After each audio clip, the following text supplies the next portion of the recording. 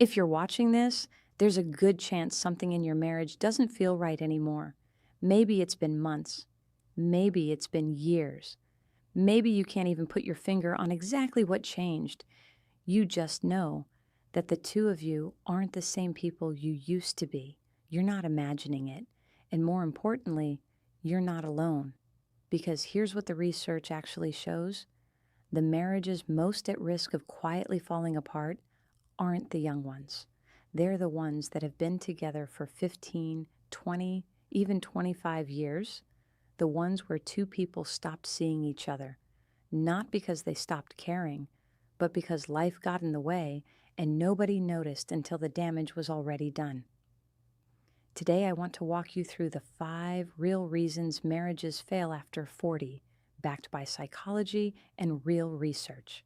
Not surface level advice, the deep stuff, the stuff therapists talk about behind closed doors. Stay with me, because the 3rd reason is the one most men never see coming. First, let's look at the reality of where we are. According to the Institute for Family Studies, roughly 40% of first marriages in the United States end in divorce. But here's what that statistic doesn't tell you. A huge portion of those marriages don't end in their 20s or 30s. They end after 40, after the kids, after the mortgage, after 2 decades of shared history. A 2025 State of Marriage study found that for couples over 40, the biggest issue isn't just money, it's emotional disconnection, unspoken resentment, and what researchers call silent tension, a slow drift that neither partner addresses until it becomes a wall neither one knows how to climb over. And for men specifically, there's another layer. Most men were never taught the language of emotional intimacy, not by their fathers, not by society, and by 40, that silence has accumulated into something neither partner fully understands.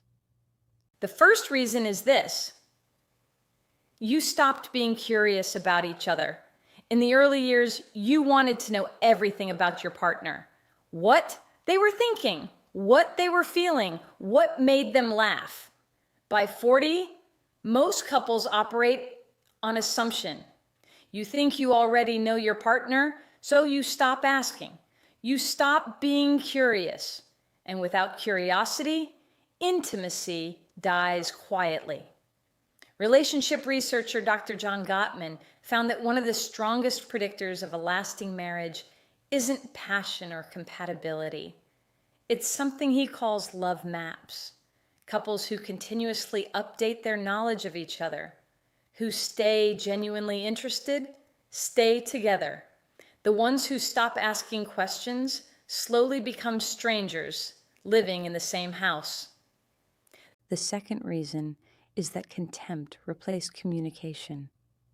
Researchers have identified 4 specific behaviors that reliably predict divorce: contempt, criticism, defensiveness, and stonewalling.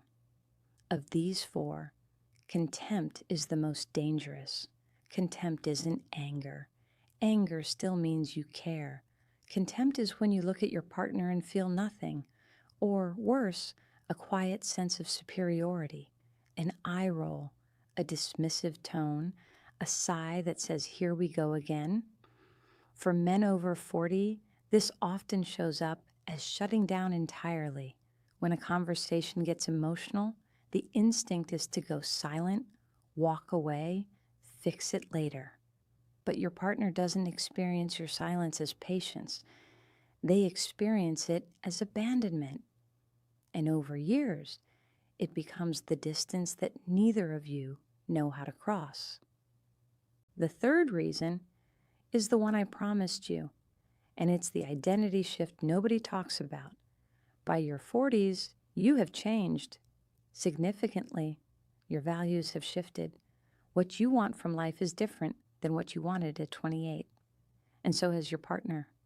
The problem is, most couples never have the conversation about who they've become. You're still operating on the version of each other you married, not the person sitting across from you now. Psychologists call this the identity renegotiation crisis. It's not a midlife crisis in the Hollywood sense. It's a genuine psychological need to reassess who you are, your career, your purpose, your role as a husband and father. And when that process happens in isolation, without your partner, it creates a gap that becomes very difficult to bridge. The men who navigate this successfully all had one thing in common. They stopped pretending everything was fine, and they said out loud, I think I've changed. And I want to understand how you've changed too. The fourth reason is that financial stress became emotional distance. Recent research found that financial issues account for nearly a quarter of all separations. But the real damage isn't the money itself. It's the shame, the silence, and the resentment that builds when financial stress goes unspoken. Men over 40 often carry enormous financial pressure alone. They were raised to be providers, and when that pressure becomes overwhelming, they don't talk about it. They become distant, irritable. They work longer hours. They pull away, and their partner, not knowing what's really happening, interprets that withdrawal as emotional rejection. What started as a money problem becomes a relationship problem, and by the time both partners see clearly what happened, the emotional damage is already years deep. The fifth reason is the hardest one to hear. You stopped investing and called it stability. At 25, you planned dates. You made effort. You thought about what your partner needed. By 45, many men call the absence of conflict a good marriage. But stability without investment isn't a strong marriage. It's a quiet one. A marriage doesn't fail in one dramatic moment. It fails in 1,000 small moments of choosing not to show up, not saying I love you because it's assumed, not asking how she's really doing because you're tired, not planning anything because life is already full. Relationships don't maintain themselves. They either grow or they quietly die. And the terrifying thing about a slow death is you often don't notice it until it's too late. Now here's what I want you to take away from this. And this is important. None of what I've described is permanent. Not the disconnection, not the silence, not the drift. These are patterns. And patterns can be changed, but only if you see them clearly first. The men who save their marriages after 40 aren't the ones who waited for their partner to fix things. They're the ones who decided to do one uncomfortable thing.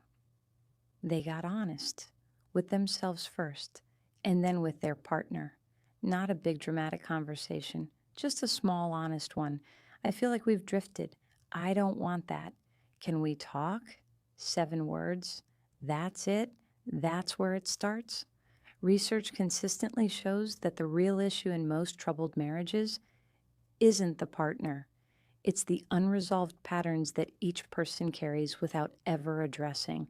The good news is awareness is the first step to changing those patterns. And you just took that step by watching this video. If this video gave you something to think about, I want to ask you one thing. Not to like, not to share, just to reflect on one honest question. When was the last time you had a real conversation with your partner? Not about the kids, not about money, not about schedules, but about each other. If that answer is uncomfortable, that's okay. That discomfort is information. Use it. Drop your answer in the comments. I read every single one. And if you want more content like this, the kind that actually goes deep, hit subscribe.